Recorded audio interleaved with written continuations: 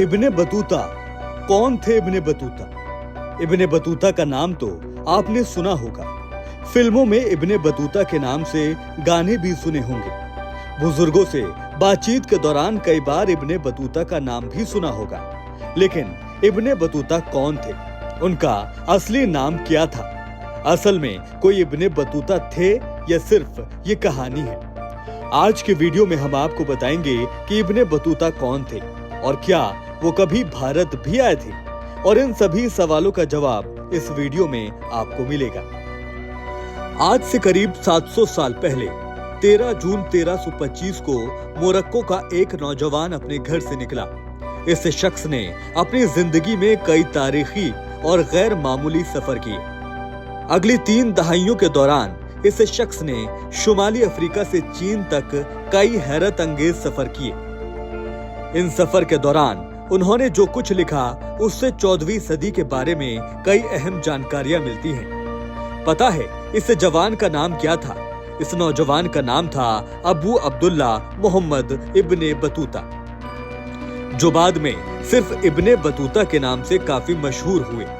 उन्होंने अपने 30 सालों में अलग अलग देशों के सफर के दौरान दिलचस्प वाक़ियों को अपनी किताब तुहफत उन नजर फगरेब इल इमसार में बयां किया।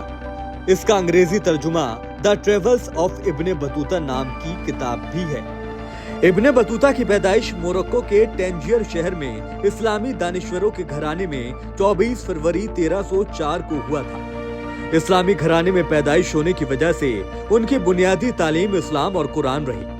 लेकिन जिंदगी में कुछ और कर गुजरने के जज्बे के साथ इब्ने बतूता एक जगह बैठकर अपनी जिंदगी नहीं गुजारना चाहते थे।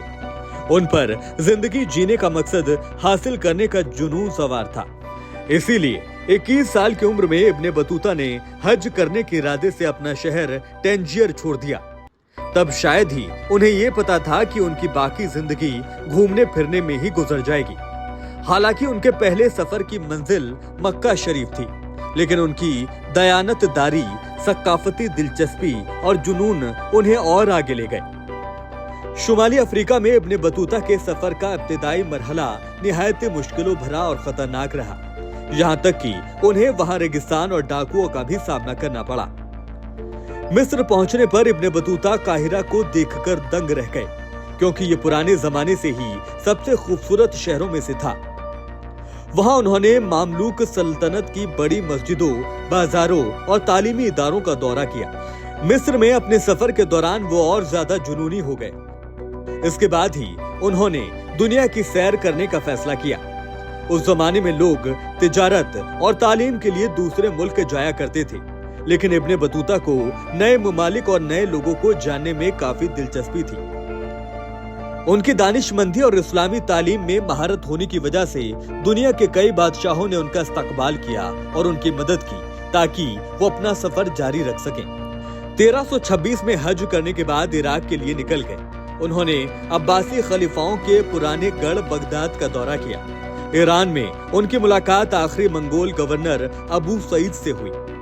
ईरान में उन्होंने इस्फहान और शिराज शहरों का दौरा किया। इन शहरों के सकाफत से इब्ने बतूता काफी मुतासिर हुए।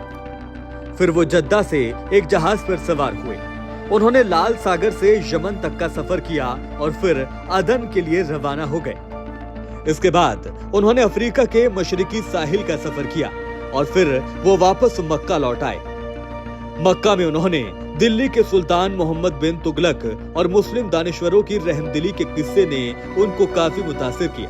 इस वजह से उन्होंने दिल्ली के दरबार में अपनी किस्मत आजमाने का फैसला किया।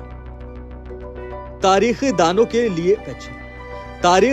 के लिए इब्ने बतूता सेल्जुक सल्तनत के जवाल और खिलाफत उस्मानिया की बुनियाद में एक काबिले एतमाद जरिया बन गए। कॉन्स्टेंटिनोपल से लौटने पर उन्होंने हिंदुस्तान की जानिब अपना सफर जारी रखा। रास्ते में वो एक कारवां के मिडिल ईस्ट एशिया के बुखारा, समरकंद और बल्ख के पुराने शहरों से गुजरे। इसके बाद वो हिंदू कुश को पार करने के बाद हिंदुस्तान और दिल्ली सल्तनत तक पहुंचे। दिल्ली में उस वक्त सुल्तान मोहम्मद बिन तुगलक की बादशाहत थी। दिल्ली पहुंचने के बाद इब्ने बतूता सुल्तान मोहम्मद बिन तुगलक के सामने हाजिर हुए। सुल्तान ने उन्हें काजी मुकर्रर कर दिया। इब्ने बतूता ने हिंदुस्तान में कई साल गुजारे। यहाँ उन्होंने समाज की पेचीदगियों, मुख्तलिफ मज़ाहिब के दरमियान ताल्लुक को समझा। लेकिन धीरे धीरे इब्ने बतूता को लगा कि हिंदुस्तान में रहना खतरे से खाली नहीं है। मोहम्मद बिन तुगलक रहम दिल के साथ साथ काफी सख्त भी था। इब्ने बतूता ने दरबार में कई दोस्तों को सियासत का शिकार होते देखा। वो इन सब बातों से काफी डर गए थे। इब्ने बतूता ने अपनी किताब में लिखा कि तुगलक ने उन्हें अपना सफीर बनाकर चीन भेजा, इसीलिए उन्होंने दिल्ली छोड़ने में बिल्कुल देर नहीं की। चीन का ये सफर और भी खतरे से भरा था। इससे पहले दिल्ली में उनके ठिकानों पर सुल्तान के गद्दारों ने हमला कर दिया था। वो बामुश्किल अपनी जान बचाकर भागे। मालाबार साहिल पर पहुंचकर उन्होंने खुद को कई लड़ाइयों का गवाह बनाया और आखिरकार केरल के कालीकट में उनका जहाज तबाह हो गया। सुल्तान के खौफ से इब्ने बतूता ने मालदीव जाने का फैसला किया।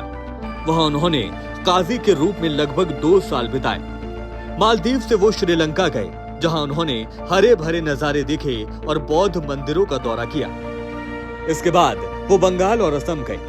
असम पहुंचने के बाद उन्होंने चीन के लिए अपना मिशन को फिर से शुरू करने का फैसला किया और सुमात्रा की जानिब निकल गए।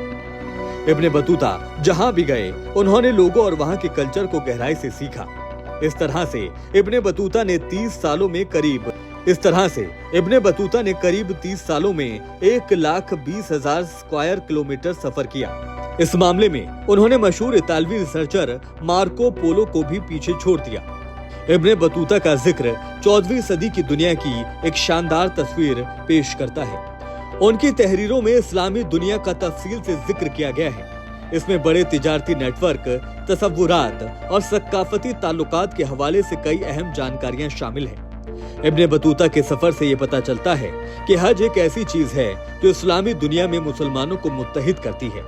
इस दौरान एक दूसरे के ख्यालात सामने आते हैं और मुसलमान को यकसा पहचान का एहसास होता है। तो ये थी इब्ने बतूता की कहानी, जो सिर्फ आलम इस्लाम ही नहीं बल्कि पूरी दुनिया के लिए काफी अहमियत के हामिल इस शख्स के नाम को गुमनामी के समंदर में बहा दिया गया है या फिर सिर्फ एक कहानी बनकर रह गया है। ऐसे ही मालूमाती वीडियो देखने के लिए चैनल को सब्सक्राइब करें और बेल आइकन दबाना ना भूलें।